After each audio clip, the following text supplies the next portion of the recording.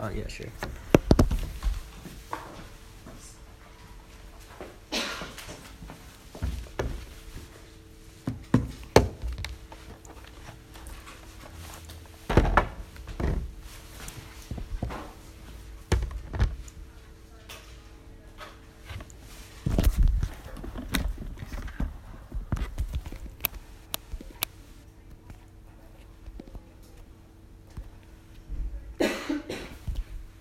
Is everyone good? I'll start time now. Josh and I affirm the resolution. The United States should accede to the United Nations Convention on the Law of the Seas without reservations. Contention 1 is medical innovation. Absent UNCLOS, American marine researchers must obtain explicit permission to research within 350 miles of a foreign nation's coast. However, Watkins 4 of the U.S. Commission on Ocean Policy finds that other nations fail frequently to respond in a timely manner to our requests. Because other nations lack the proper infrastructure to process our requests in time, Wooster 9 of the University of Washington finds that from 1972 to 1978, 21% of U.S. research requests were delayed indefinitely. However, if the United States were to accede to UNCLOS, researchers would be able to enter and conduct research without obtaining explicit permission.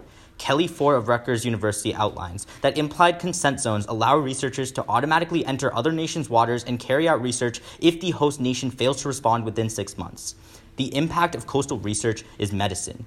Bruckner 2 of Issues magazine quantifies that the prospect of finding a new drug in the sea, especially among coral reef species, is 400 times more likely than isolating one from a territorial ecosystem, which is why Malvi 16 of the NCBI writes that around 68% of all drugs used to curb infection and 63% of anti-cancer drugs were naturally derived. Thus, Wu 17 of the IFW finds that pharmaceutical innovation accounts for 73% of the increase in life expectancy in developing countries. Contention 2 is royalties. According to Harrison 17 of Oxford University, under UNCLOS, companies have to pay royalties to the United Nations for resource exploitation beyond 200 nautical miles from shore. These royalties begin at lower rates, reaching up to 7%, and are redistributed to developing countries. These royalties come from two sources. The first is deep-sea minerals. Already, Kilduff of the Median explains that in 2017, the U.S. government granted permits for companies to mine the deep-sea bed. As Durate 13 of SBS explains, the technology to mine the deep sea already exists, with the European Commission estimating that by 2030, 10% of the world's minerals will come from the ocean floor and continue to grow rapidly. The economic value of the seabed is enormous. Brooks 11 of the New Scientist explains that near Hawaii alone there exists 100 billion tons of rare earth minerals, the majority of which would be subject to royalties. The second is from the Gulf. Murray of the NCPA finds in 2013 that the U.S. has signed bilateral treaties with Mexico that has allowed companies to drill in the parts of the Gulf laying beyond our 200-mile boundary. Companies have already started investing, buying 65 leases from the U.S. government there. Given the economic value of these two areas, Verlin 12 of Georgetown estimates that U.S. accession to UNCLOS would generate roughly $1 trillion worth of royalties. Crucially, the U.S. has full control where these payments go. Conathan 12 of Think Progress finds that UNCLOS specifically provides the United States with veto power over the distribution of money. The impact of this aid is profound. According to Morrissey 3 of the University of Nottingham, when cash-strapped developing nations receive foreign aid, significant portions are invested into social services in areas like education, healthcare, sanitation, and welfare. Crucially, Agnar 16 of the World Bank quantifies that there is a 1-to-1 ratio between aid and public investment. Morrissey finds that analyzing 30 years' worth of aid in 39 developing countries, every 10% increase in aid increases pro-poor public investment by 2.5%. These social services uplift the poor. As for isolating for new programs funded by additional aid, Morrissey found that every 10% increase in aid decreases infant mortality by 5% and increases the Human Development Index by 3%, a measure of livelihood that analyzes the education, health, and income of the poor. Thus, we strongly urge an AFF ballot. Can we see evidence that says that countries need explicit permission to retreat or no? Yeah. That they do need? Yeah. Okay.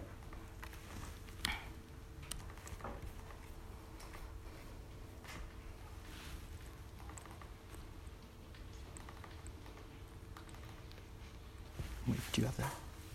You have that? Yeah, it's right there. It's right there. Which one?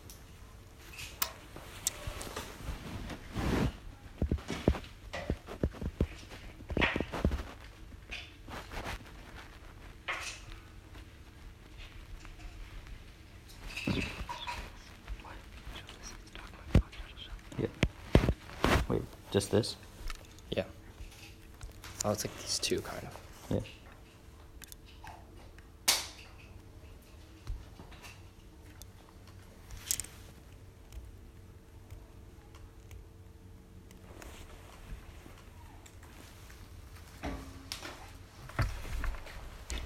Okay. I'm just going to put on another dock.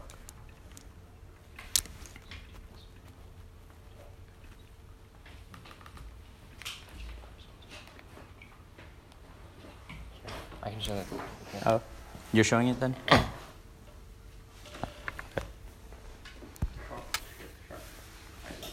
it's fine.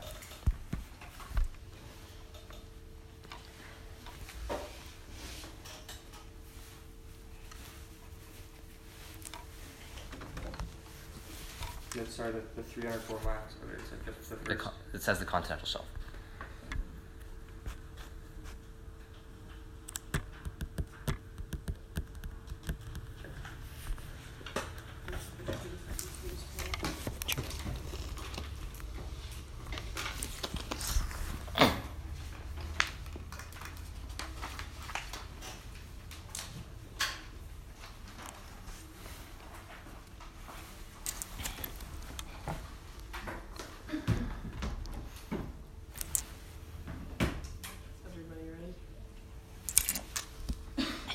We negate contention one is conducting intelligence missions. Gallagher writes that currently China employs a strategy known as salami slicing. In other words, the slow accumulation of small actions which add up over time to a major strategic change. She continues that a salami slicer puts the burden of disruptive action on the adversary. No one action will be dramatic enough to justify a war.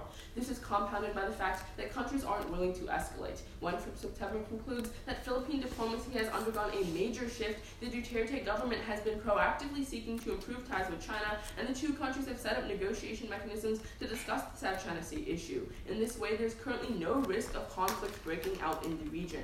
However, if the United States accedes to UNCLOS, the story would change. Under the treaty, conducting naval intelligence, surveillance, and reconnaissance missions, otherwise known as ISR, in another country's exclusive economic zone is illegal. Valencia in 2017 explains that U.S. ISR vessels and aircraft in other countries' EEZ, especially that of China, violates the responsibility in UNCLOS to pay due regard to the rights of the coastal state. Even if the United States does believe its operations are legal, Blumenthal finds that China does not want the U.S. military to gather intelligence, and other nations quietly support China's position, including Russia, Iran, Brazil, India, Vietnam, and the Philippines. Lost undercuts these strategic imperatives, a formula for endless submission of conflicting claims to the treaty's international tribunal, where our prospects are uncertain at best.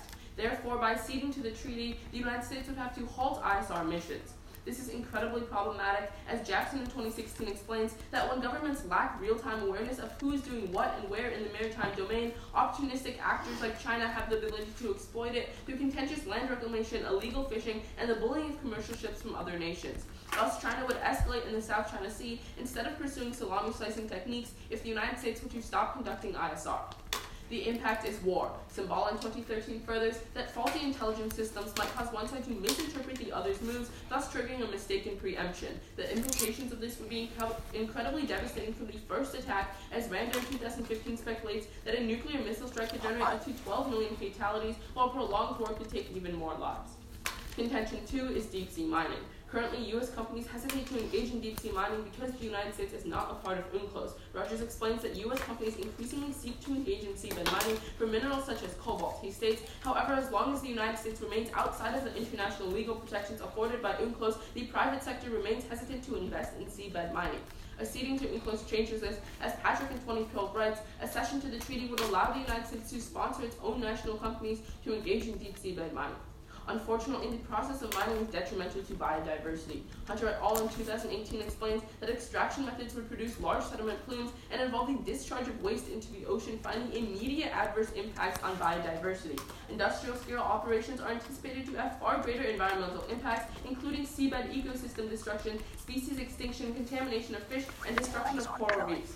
There are two impacts to this. First, the fish. Worm et al. Explains in his comprehensive study that collapses of fisheries occurred at a higher rate in species-poor ecosystems as compared with species-rich ones exponentially. Furthermore, the average catches of non-collapsed fisheries were higher in species-rich systems, and rates of recovery were positively correlated with fish diversity.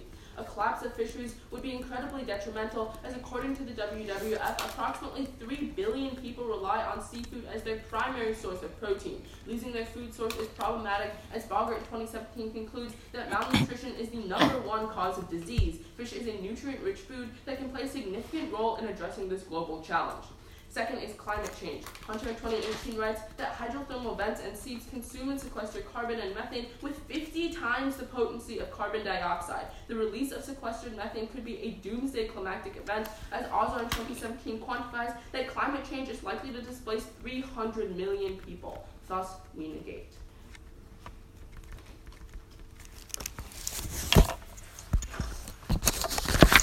Ready for cross? Sure. Can you use time for both of us? Yeah.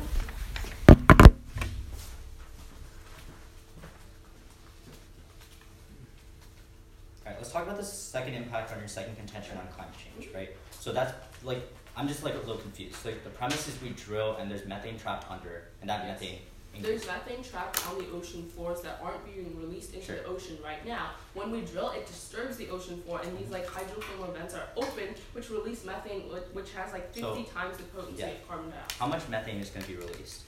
I'm not sure, but Ozar says that it's like a doomsday climactic event that could end up like displacing 300 million. The problem here is that Josh is going to come up here and read evidence that says Okay. that water That's already fine. He can do consumes that in his 80% of speech then. methane. You can do that in the speech. Sure.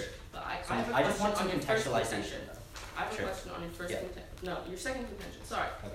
Is the economy a prerequisite to solving for like these developing countries' problems then? What do you mean? Like you tell me that like royalties are like super necessary for these developing countries. Mhm. Like that's because of the economy, right? Like you're giving money to these developing countries. Yeah, you're funding things like health, education. So it's all about like the economy and how great these developing countries are doing. Like I don't understand like what direction you're trying to steer me in. So like that's fine. Just yeah. answer the question. Yeah, it's going into health and public services. That's our Okay, so it is about the economy. Sure, it's about Okay, health and that's public fine. services. That's fine. You can have Okay, so let's talk about your second contention. How am I going to weigh your second contention if you can't contextualize how much methane is released and how It many doesn't degrees? matter how much methane is released specifically. We tell you that the methane that is released causes 300 million people to be displaced. No. Like, the number doesn't matter. Yours just says that there's going to be a, quote, doomsday climactic event, and it just gives like a random number. I don't know how much that's going to happen, to what extent it's going to happen, and where it's going to happen. That basically just says if we're drilling like everywhere, there's going to be like 300 million people displaced. No, not everywhere. That would be like That's the doomsday scenario. and it's not drilling, it's mining. Mining, sorry, I accidentally used it. Right, that is the doomsday climactic event. Once the United States starts drilling, mining, sorry. Sure, yeah. Once the United States starts mining, that's when like all these impacts are going to trigger. But Wait, I have a question yeah. on your first contention. Mhm. So you tell me that only like 21% of claims like haven't been filed in like the 1980s. What is the number now? I'm not sure, but what I can tell you is the warrant from Worcester is because other nations don't give as much money into scientific research, they're still being inordinately delayed. What Worcester tells you is that the reason why they're delayed is because other nations don't give as much funding to their science programs. But They that's still don't only give as like- much funding as the United States, which leads me to think that it's still going to be delayed to the same extent. That's still only like 20% of the claims. Yeah, Why but- is that important if we can Sure. get 80% of your impact? The important issue is that the places that we're being delayed in right now are places like Russia and in the Arctic in their claims where we actually want to go through. What the Bruckner evidence tells you is that the Wait, even I thought wait, hold your on, can I just impact finish was this? cancer. Yeah, no. That's Our drugs. We find drugs in like the water. Like in Russia. We find drugs. no, in Okay. the water. That's what?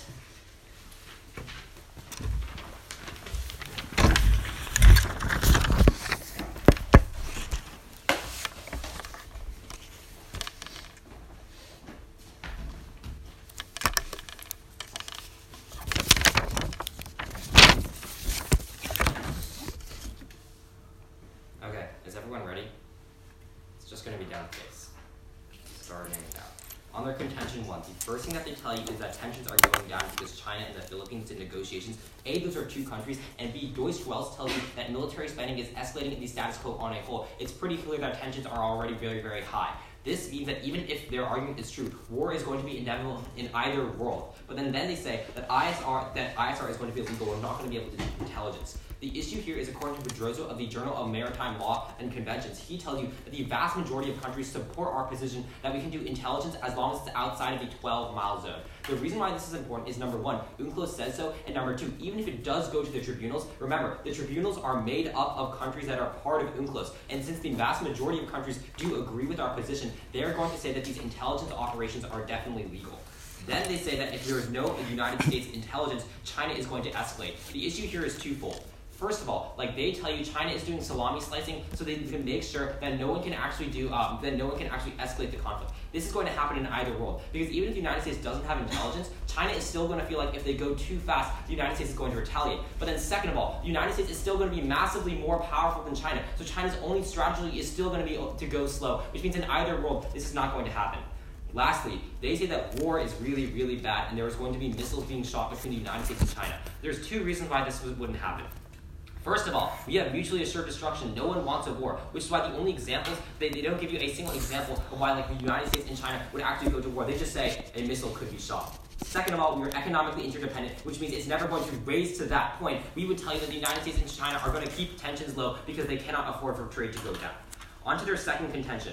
So, the biggest issue here is UNCLOS specifically says that we gain access to 100% of land within 200 miles of our coast. The reason why this is important is my opponents only impact to the hydrothermal vents outside of our 200 miles and within 350 miles. But on top of that, 164 out of the 180 nations in the world are acceded to UNCLOS, and Japan, Russia, China have also the ability to actually mine the deep seabed. So if they are talking about fisheries collapsing, certainly the 200 miles to 350 mile zone of the United States is not going to be how fisheries collapse. It is going to collapse in either world. But then second of all, according to Reuters, the density of these minerals is very, very high on the seabed. The reason why this is important is they say you can actually sustain 1/5 of the world's annual supply with 1 square kilometer. So the actual amount of the seabed that we are going to be mining, even if we do have this technology, is not going to be that big. So if we only mine like 0.1% of the ocean, it is not going to cause fisheries to collapse. Then you can look to their first impact. They say that 3 billion people rely on fish. But remember, the United States is only going to be able to get 200 to 350 miles out, which means in either world, we're probably just going to be able to get fish within our 200-mile zone. But then on top of that, we would tell you, actually, if you give the United States the ability to actually fish 200 to 350 miles out, that would increase the actual supply of fish. On their second impact on carbon and methane. So there's going to be 3 responses here. First of all, they don't quantify to you how much methane is specifically going to be released. They just say if every single hydrothermal vent just spurts out a ton of methane, they don't tell you what happens is specific to the United States UNCLOS. There's no way you can weigh this. Second of all, we would tell you that according to the Smithsonian Magazine, we actually don't mine hydrothermal vents that are currently able to release methane. What the United States is going to do is they're going to mine on extinct hydrothermal vents that are not able to actually release methane to minimize the amount of environmental impact. And then third of all, they simply just assert you that rare earth mineral mining is bad for the environment. That simply is not true. Rare earth mineral mining is critical to green technology because every single bit of technology that we use in this world room, solar panels, windmills, all use rare earth minerals. Consequently, if we mine from these rare earth minerals, we can accelerate the shift to green tech. And I doubt a lot that anyone is going to contest the idea that humans are the #1 cause for climate change. So if you want to actually have a solvency, a chance of solving for the environment, you have to vote for the pro side. Alright, we need some evidence. Yeah. The first one is like the two pieces of evidence that says that like China isn't going to escalate, they're going to continue salami slicing even after like we lose the fight. No, I just That made was that just analysis. Cool. The second one is the really high density of REMs. I got that. And then the third one is the that we're gonna mine on extinct hydrothermal. I have that. Here's the extinct hydrothermal vents. Alright,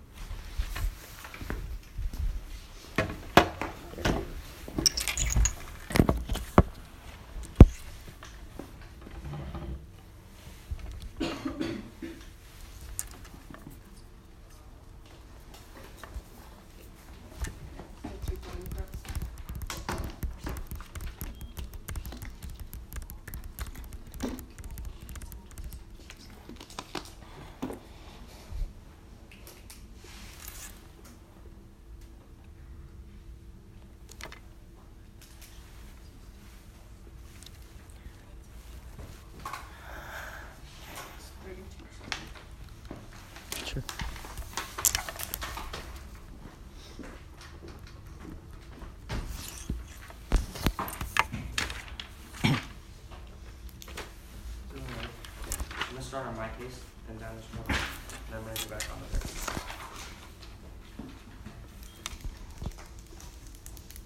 Doing good.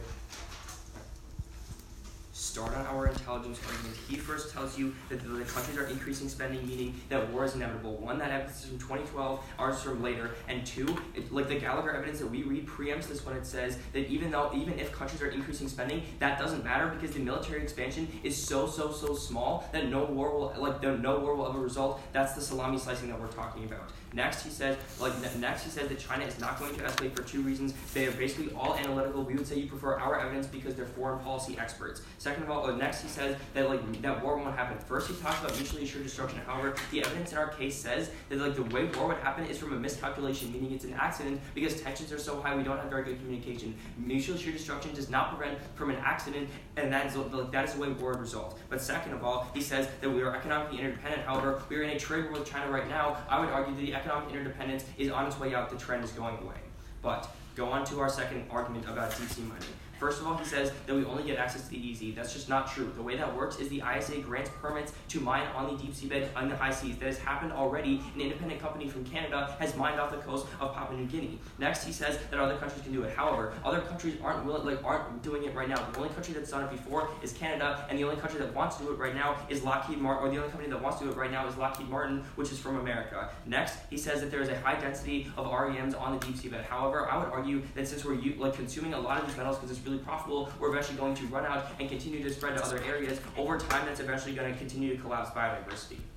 Next, he talks about methane. First, he says that it's not quantifiable, but our evidence is very specific. It says that when deep sea mining happens, that leads to a, quote, doomsday climactic event. I would say even though it's impossible to quantify a percentage, I would say that's still pretty bad. But second of all, he talks about extinct hydrothermal vents. He understands, he doesn't understand the way hydrothermal vents work, right? That evidence talks about inactive hydrothermal vents, but when you mine on the vents, that releases the methane that is stored in there. It doesn't matter whether or not they're active or inactive. Next, he talks about REMs are critical to green technology. However, what the IER finds is that China's supply of REMs is so big that it's not worth for U.S. companies to mine REMs to actually compete with the Chinese monopoly. Instead, what happens is the only profitable things to mine are base metals like copper, lead, and zinc, which are still on the deep seabed. Those are the metals that are being mined, and that means that the impacts to REMs don't happen, but our negative impacts do. Go on to their case on their first contention. The most important thing here is that our second contention is a complete prerequisite, because so far as you kill the biodiversity, you kill all the organisms and everything living on the seabed that they are going to actually use for medicine. If you destroy the ecosystem there is no ecosystem to harvest and no ecosystem to research. But second of all, their evidence says does not specifically say that we need explicit permission now for the outer continental shelf. It just says that right now we don't have access to whatever innocent passage they're talking about. That means that we can still conduct research without explicit permission. I don't know, their evidence doesn't really say what they say it says. But third of all, Article 19 of UNCLOS states that we need permission from other territorial states to conduct operations in their territorial waters. That's another reason that we need permission in their world. But finally, they don't specify why it is the U.S. that has to do this research. It can be other countries from Europe or from Asia. Go on to their royalties argument. First of all, Radetsky in 2015 finds that no country has ever made a royalty payment. There are endless legal loopholes within UNCLOS that lets nations get out of paying royalties, which is why no one in history has ever paid. The U.S. in all likelihood to use these same loopholes. But second of all, we would argue that foreign aid is really bad for two reasons. And the first is Swanson in 2015 finds that it tends to actually worsen economies because the government feels less accountable to its people. But the second one is that it makes worse governments because it reduces accountability. As Sargent in 2018 explains, the cascade of aid money permits governments to abdicate its responsibility to fund healthcare, education, and infrastructure. It promotes a disconnect between the government and its citizens. That is why Obaska in 2014 finds in a comprehensive study on foreign aid that a 1% increase in aid as a percent of GDP decreased annual GDP per capita growth by 3.65%, and they tell you in Crossfire that that's critical to actually solving poverty. Can we see 1% to 3.6%?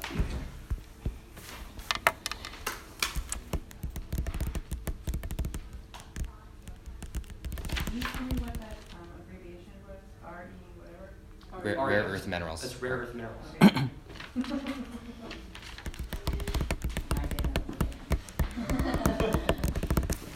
So this is The study. All right, sure. 1%.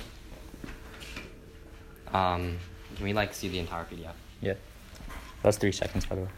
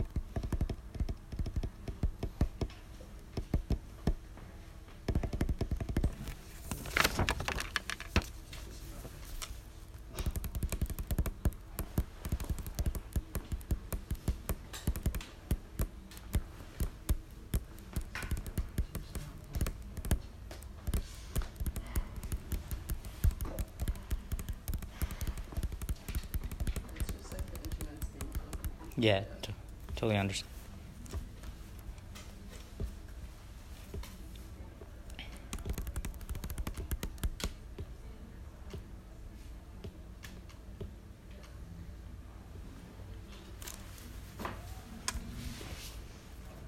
Alright, like it's 14 page. Like what specifically? Just like You the can part. get the first page, and then The first page. yeah, but have the part you have highlighted. Like Yeah. highlight that and just scroll up. Yeah. Okay.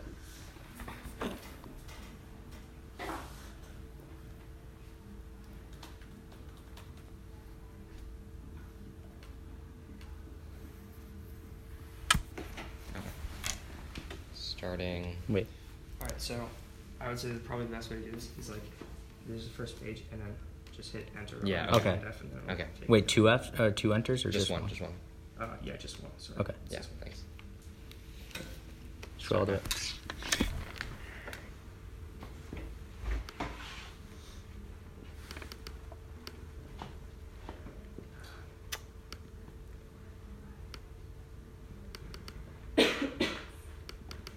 Okay. Those 20 seconds. It's correlation.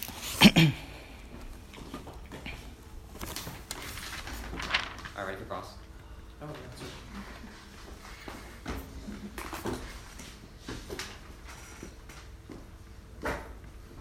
Judges ready? Okay. So you tell me that China. So we're not going to mine for REMs because China can get them for cheaper on land, right? Yep. So why would we mine for copper if we can get it cheaper on land? I didn't say we can mine for copper if we get it cheaper on land. The REMs that are used in green technology that you talk about are lanthanides. That's like the bottom Like row. there's a of lot of the- REMs used. No, wait. Actually, I can show you the evidence. It's actually really specific. Like it's only in 2014. So, like those kinds of metals, the lanthanides are the ones that are used in green technology. Wait, so you're saying copper is not used in solar panels? Like if that's not the critical REMs that like your evidence is going to be talking about. No. Okay. Copper, lead, zinc, silver, all of those base metals or transition metals on the periodic table, they're a bit higher, are the ones that are going to be mined because those are the ones. My question is that the warrant that you gave me for why we're not going to mine rare earth minerals in the ocean is because China can undercut prices because logically mining on land is much cheaper than mining 3,000 meters below the ocean. I didn't necessarily say that. The But warrant, you said China can get it for cheaper, right? And the reason why is because land is cheaper than I ocean. mean, we would So like, why does if that you wanna not- say that in the why next can't- speech, we would contend that. But My question for you is why does that apply for copper? Why isn't it a lot cheaper and why can't we undercut prices because on the land? market for copper and other base metals is drastically different than the market for lanthanides. Okay, how? How? I can't give you like some economic comparison. Like I don't study economics. You can't just say right? it's different. No, what I would say is that like you have to look at them in different Why? different Like sections, they're both right? metals that cost No, more. no. The reason that China can undercut prices of REMs is because they have a huge supply. You have never told me that like China has a huge supply of REMs, like or Okay. like whatever like copper and base. I would say that you need to prove to me that we're running out of copper, gold, and this stuff on land. No, Because I as don't. long I as have it's to prove cheaper, to you that- as long as it is cheaper to mine gold on land and copper, we're never going to go to the ocean, just like you said with I China don't and have rare to earth prove to you minerals. that we're running out of metals. I have to prove to you that there's an economic incentive to mine those metals. I would disagree because that's what like your China argument What do you- disagrees. But you can ask a question. Okay, sure. So let's talk about your royalties argument, Yeah. right? So like, let's clarify like what your specific impact is. I would say that giving aid to developing nations helps lift people out of poverty. Lift people out of poverty. Okay. So how can you lift people out of poverty if like economic growth goes down? It goes up. So okay. So can we just agree that like economic growth has to go up in order for you to lift people out of poverty? Not necessarily. Like Okay. So economic how can you growth is lift not people- always an indicator. How of good. how can you lift people out of poverty in a period of economic downturn? Because I would say that economic growth is not the best indicator of how people are doing. What Because, is? For example, in the United States, we have a ton of economic growth going on right now, but people's average wages are falling, etc. So do you read me So, evidence in case or any time yes, in this round yes. that says that economic Equality growth is of entirely life, separate from equality poverty? of life is more important than like this economic growth statistic. No, and you're we not tell you. answering my wait, question. yeah, Do you because read me in case evidence that says that economic growth is not an indicator of pulling people out of poverty? it could be it's an indicator. No, but yes, it's a yes or no question. it isn't. Wait, what? It is an indicator. Where's I that evidence agree. in your case? What? Okay, Okay, sorry, if the economy is doing well, then obviously people are doing better. No, my argument is that the better statistic is human quality of life. And our evidence talks about quality of life, yours just talks about economic growth. Alright, we're gonna take some prep when Josh sits down. Okay, let's start time now. Okay, so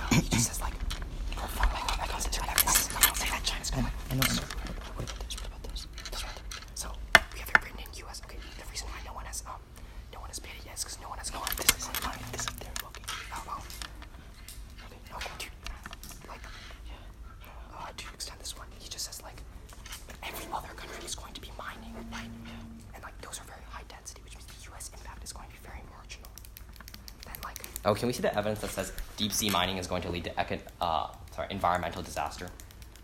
The Doomsday climactic event? Yeah, that was 30 seconds, by the way. So, 65 used.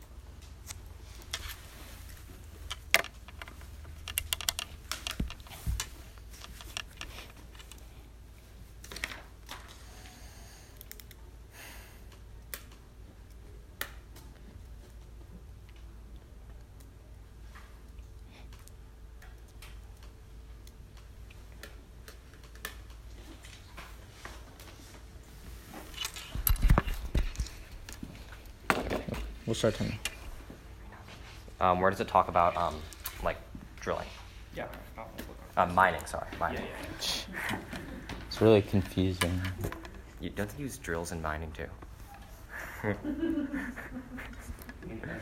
not like we're talking about architecture. Yeah. Yeah, makes sense.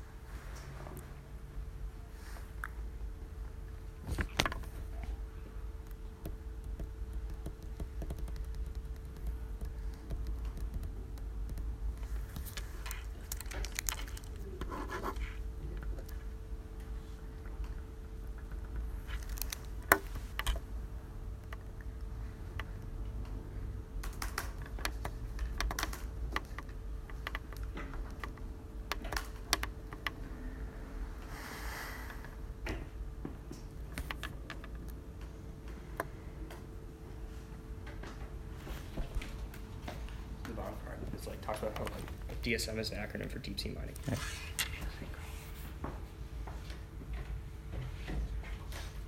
Is this okay? That was 8 seconds. It says deep sea mining is bad, but it doesn't say that deep sea mining specifically is Tuesday. They're presenting two parts of the coin.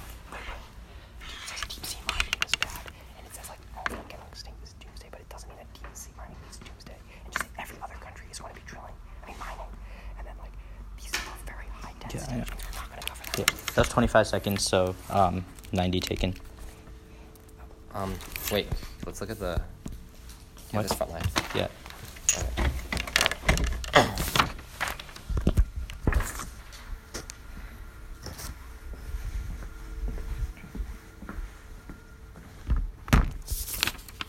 So it's going to be their case, then my case. Judges ready? Opponents? Josh. Right.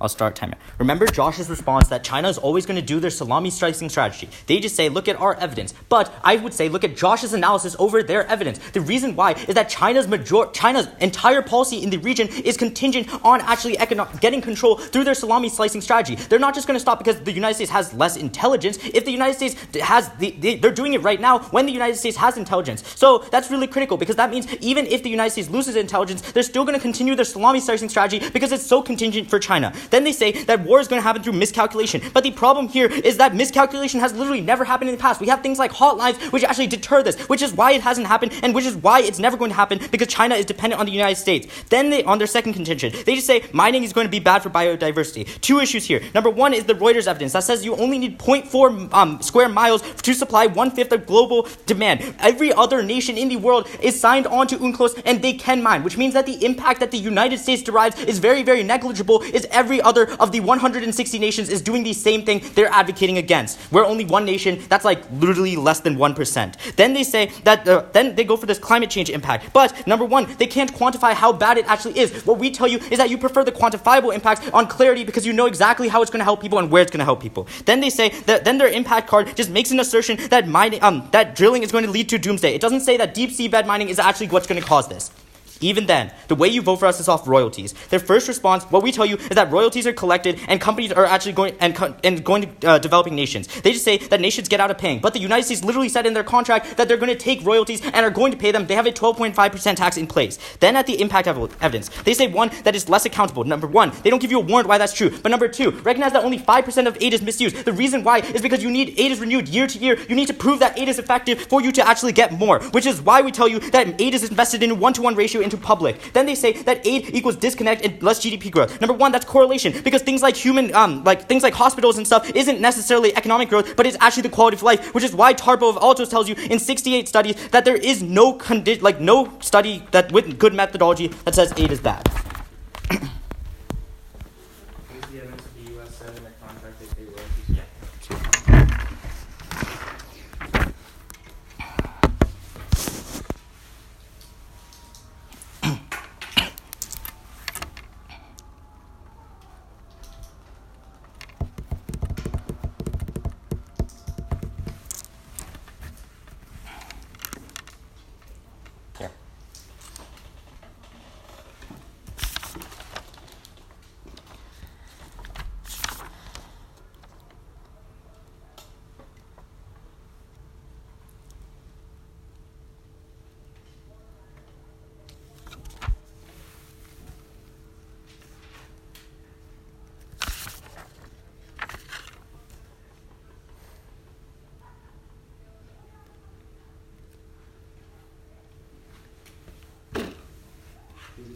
leasing like land to drill on? Like, is that what the leases are talking about, right? The leases are the legal documents Yeah, they give us access to the land to drill.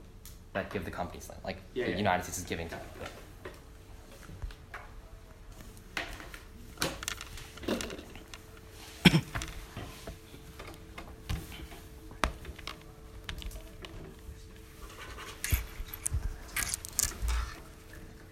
Just say we have clarity of impact, which is really, really key. Because you don't know where, what, how, when, why it's actually happening. But we tell you very clearly that there's a one true effect.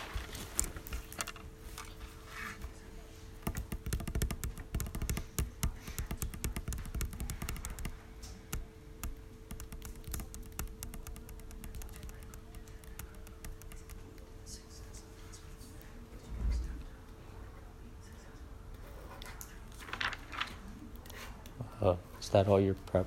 Is it? Yeah. No, we have like 15 seconds left. Oh no, we don't. Never mind. Yeah. It's chill. Yeah.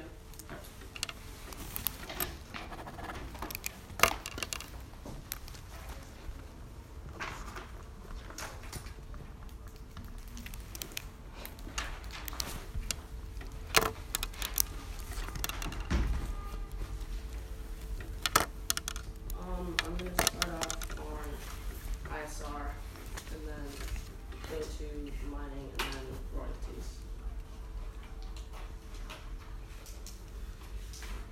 Our first voting issue is going to be ISR. China's actions right now don't matter. They've been escalating since like the early 2000s, and it has never led to a war because of what Gallagher tells you. There's no one action that's going to be enough to cause a war. We can be on the brink of the war as long as we don't go over the edge, because the brink of a war doesn't cost 12 million lives on a first strike like war does. If you like the fact that we're not in a war with China right now, vote NEG. In a worst case scenario for us, you still don't go to war. What happens on their side is that there's going to be a horde of lawsuits because because China doesn't want the U.S. in their borders. Even if what we're doing is technically legal, like their Rosa card says, China doesn't want the U.S. in their borders. Like, our allies will rule against us in a tribunal. Blumenthal from case is very specific about this issue. Even if there are allies in general on this issue, they will rule against us. That's really critical, because without ISR, China doesn't have a deterrent, and they begin to escalate in the South China Sea. They feel emboldened when we can't keep tabs on them. That's Jackson 16. He's also very explicit that without intelligence, China will escalate because they know that we can't retaliate. Their answers on war don't apply because a miscalculation isn't about incentive. War comes first before climate change for two reasons. First, if a world is preoccupied fighting a war, they're going to be polluting when they're manufacturing weapons or in battle. No one is going to care about climate change when they're trying to Okay, yeah. So let's go on to REMs. What we tell you about REMs is that all they say is that other countries can mine. However, only the United States wants to mine. That's Lockheed Martin. Like, the other countries don't have companies that are actually interested in mining. Like, Rogers tells you that only the United States wants to do that. All they say on our impact is that we don't quantify it. However, Hunter is very explicit that once you mine all these hydrothermal vents, it releases methane that is 50 times worse than carbon dioxide, and that's going to cause 300 million people to be displaced. But then go on to their contention about royalties. They really mishandled the turn here, the SAGROT 2018 turn that tells you that governments are not accountable once they have foreign aid, because they know that they always have a backing and they don't actually have to do any work. That leads to a lower economy, because they know that they don't actually have to care for their citizens if other countries are always going to bail them out. Oh, can we see the evidence that says only the United Yeah, States Rogers. has technology? Yeah. Or only the United States is interested in drilling. Yeah, whatever it Yeah. says.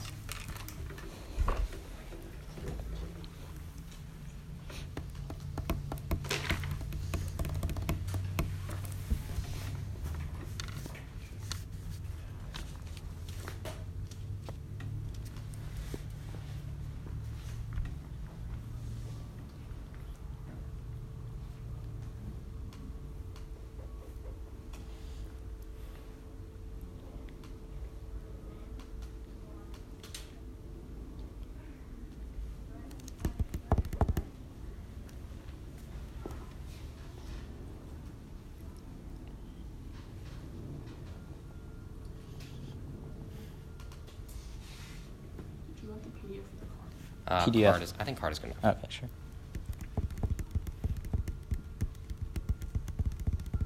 Wait, actually, no. Can we have the PDF? Okay. Yeah. Yeah, let's get the PDF. But highlight the part that's Yeah, the yeah. card.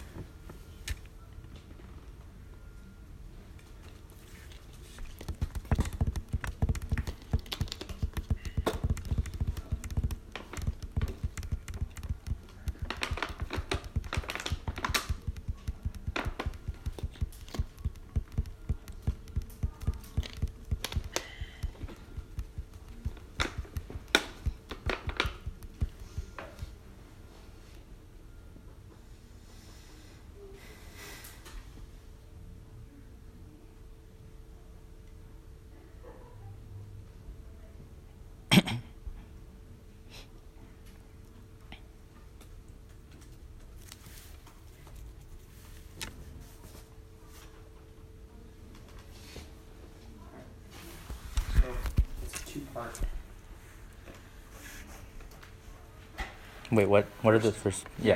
Okay, so versus the first is talks about anomalous minerals. Wait, what's it say? Okay, this talks about how anomalous minerals is the only entity in the world committed to making SPM a reality. What's SPM? Seabed mining. Okay, sorry. sure. Anomalous minerals is Canadian, and then this evidence talks about how Lockheed Martin wants to mine the deep. Okay, that's enough. Yeah. Yeah. All right. Ready for grand? Yeah. I'll start time now. Let's talk about China, right? You basically say that like China is going to aggress if we don't have intelligence. Why? Because they don't see us as like having global, like having power in the region. They think that they can get away with more military activities if we don't know what it is that they're But doing. China's been aggressing right. Wait, hold on. China's been aggressing right now. So why does less intelligence than the status quo? China hasn't been aggressing large enough to the point where it justifies any sort of. So how does that's how? fine. Oh, yeah. Okay. You ask a question. Okay, so let's talk about that actually. So you tell me like to prefer Josh's analysis over. Faulty No. evidence. Okay. Your So- evidence does not so does. why Yeah, is it wait, that- wait. No. Hold on, it's let not Josh my respond. analysis. I gave you like specific evidence. Yeah. For example, Pedrozo that said What? that we're You going to be able to frontline do Pedrozo intelligence. in summary. China still Okay, escalates. so on China so still escalate. your On evidence- China's not going to escalate. your evidence if says we- that if we are not able to do intelligence within 200 miles, China is going to escalate to war. Yes. Really, like a foreign policy expert says that China is going to have a It's war the with the United nature States. of the South China Sea means that China is going to escalate. That makes no like, sense. Okay, explain the logic to me. Yeah. Explain the logic is as follows, right? If the United States doesn't know exactly what it is that China's doing, China thinks that they can get away Yeah. with more stuff. Okay. One, because we don't know what it is, and two, because they think that we are withdrawing from the region. So my question to you is, why do we prefer the analysis of a high schooler over the No. analysis of a foreign policy expert? Well, What? I would also say there's plenty of authors that say Yeah. China and the United States would never go to war. Then you should I read reach. Okay, I will. Okay, fine. I will drop the idea that okay, if the judges buy the idea that China will go to war with the United States if we don't have as much That's intelligence, fine. then they can vote on that. Yeah. Can I ask you a question? Okay, so let's go back to this idea of like rare earth mineral mining. So the response. So you guys tell me that China is able to undercut minerals, and then I say that contradicts your case. No. You guys say that because you're not an economist, that logic doesn't make sense. Right. No. The thing about the China answer is that they're not going to be mining for rare earth minerals specifically because China is mining for rare earth minerals right now, right? On the land, yeah. Yeah, on the land. Sure. What happens is that means that the United States is not going to be mining for these rare earth minerals because it's like a lot more profitable and cheaper to mine for base metals. That doesn't undercut our case What? because we're still Why? Wait, no. mining for these United other States types is of minerals. because you said the reason Yeah. why is because China controls the rare earth mineral supply because China can undercut prices. Yeah, for the So- rare earth mineral So supply. why doesn't They copper don't on have land that undercut? Same sort of supply for like the other sorts of base Really? metals. So, Yeah, they have, but you like, a haven't read any monopoly evidence. over rare earth You haven't read Yeah. any evidence that we're running out of copper. So That's So- just why would we No. prefer your But analysis we have evidence for that ours? says that like there's an economic incentive. For what? There's an economic To mine- incentive to mine REMs, Yeah. Even except if there's for the an fact that economic China. China's undercutting. No, to mine the base metals. The base metals are not the REMs. They're two separate things. I know, REMs are lithium. but it applies the same economic supply. Like the economic concept Principle, of competition still applies. We have 30 seconds. You have 30 seconds of prep. Yeah, Right. Prep, Okay. yeah.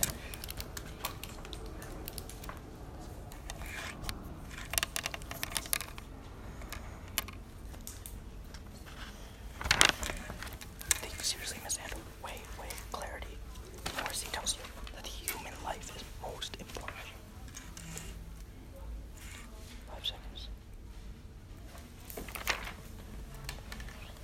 Check their time right back.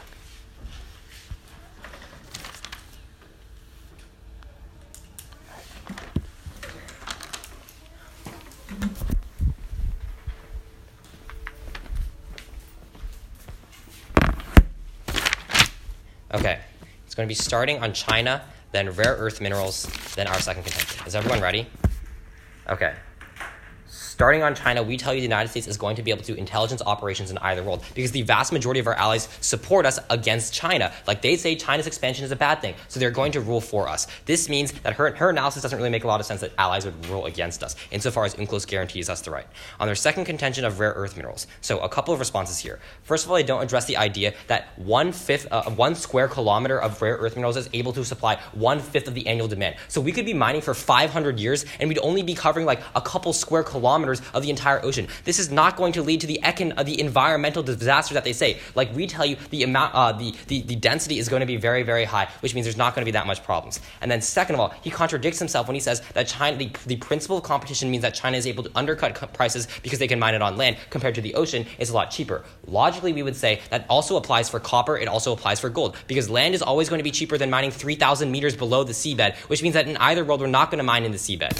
This means that they have no offense in this round. And on top of that, their evidence is really, really bad on this. They don't tell you, their evidence just says seabed mining leads to hydrothermal events being destroyed. And then there's another part of the evidence that says just like there will be a doomsday if a lot of these are destroyed. But it never links U.S. accession to UNCLOS and how U.S. seabed mining is bad. Oh, also lastly, they say that no other countries have the technology to drill. They give us an evidence that says that a Canadian company, Nautilus, is drilling, and on top of that, Japan is drilling, which means that 164 out of 100 nations are still going to be drilling, which means if their impacts are going to manifest, they're going to manifest. On our second contention are royalties being good. So the one response that we're getting by the end is that government feels less accountable. Two issues here. First of all, the government is always going to be accountable by its people because aid is only like 5% of their budget. 95% of their budget is still from its people. But second of all, they don't respond to Druva's analysis, which is that if the country continues to want to get that aid, they have to put that aid into good places. Otherwise, they're going to get it cut off. That's why he finds only 5% is lost to corruption. With that in mind, we tell you once we drill in the Gulf, there's going to the Gulf is going to be subject to royalties, and $1 trillion of royalties is going to be sent, and every 10% increase in aid leads to an increase in human development by 3%. This outweighs on clarity of impact. How much climate change is going to happen? We don't know. But we do know that trillions of dollars are going to be sent to the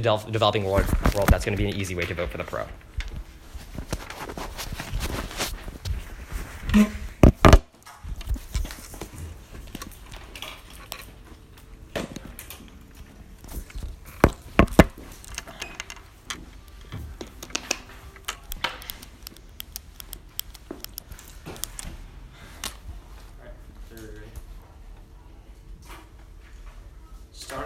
This debate is about royalties in China, but it's not a reason to vote for them. We'd argue we should focus on the two issues that are more important. On to royalties, which is the only possible way that they can win this round. They agree, and you can see in our evidence, that when developmental aid increases, economic growth goes down. This is because the governments feel like they have less responsibility for its people because they aren't the ones that have to support their people. Instead, they're being supported by other countries like the United States through that aid. They say two things. First, the government has to put the aid in good places. That doesn't respond to the argument. Even if the government does put aid in good places, that doesn't matter. It's the fact that they have aid in the first place that detaches them from responsibility to its people. But second of all, we would argue that they say that governments are always responsible for its people, but we would say that can change on a scale, right? If you look at governments in countries in Africa right now, they feel less responsibility for their people because they have developmental aid. At that point, what's really problematic is they tell you that economic growth is not necessarily specific, does not necessarily mean that we can't solve the problem. What happens here is they talk about building hospitals and building infrastructure, but infrastructure and hospitals cannot survive in a country or in an economic climate where the economy is going down. A hospital can't be supported by an economy and economic downturn. That means that overall, looking largely and comprehensively, you don't solve for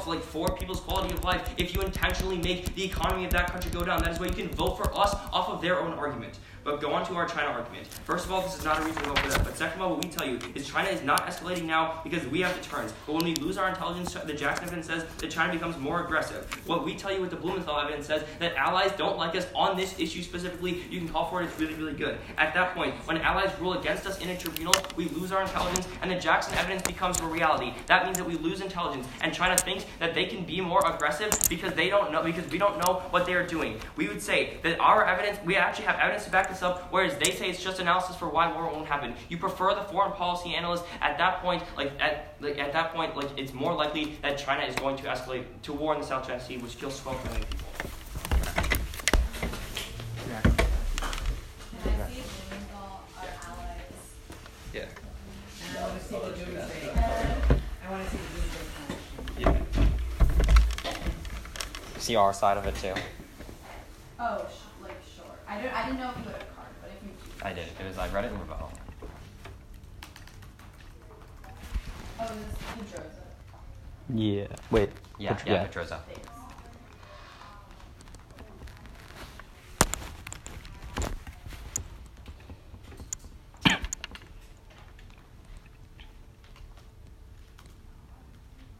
Wait, sorry, can you mind making like the smaller? Oh, these? Yeah, forgive me. You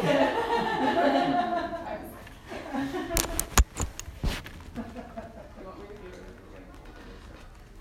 I don't really care, I just want like everything to be just larger size. I guess I'm getting old. Thank you so much.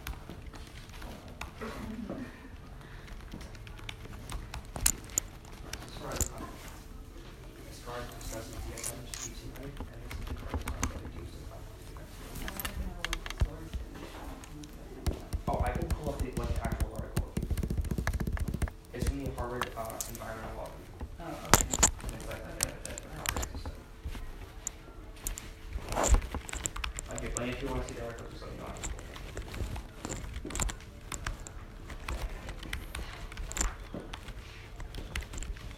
Is this big enough? I also have the highlight part. Yeah, this should be okay.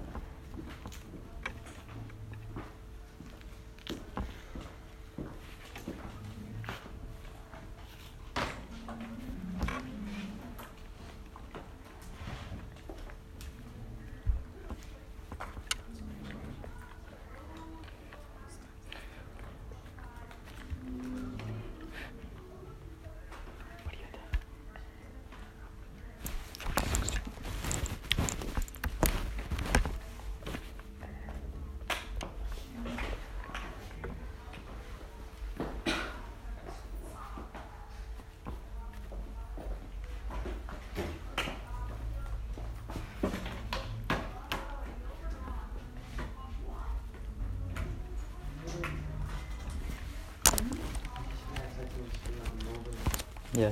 2-1. Do